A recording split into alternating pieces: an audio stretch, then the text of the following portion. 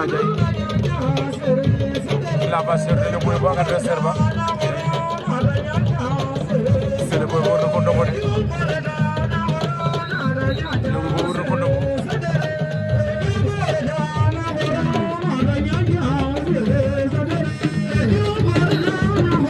c'est le jël premier avertissement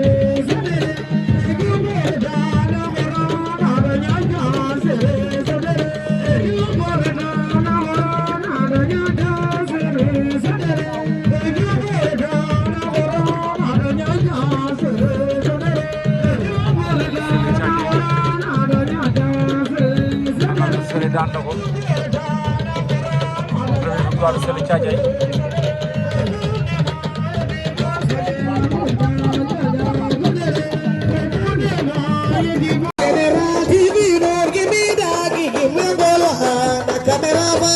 General TV, don't give me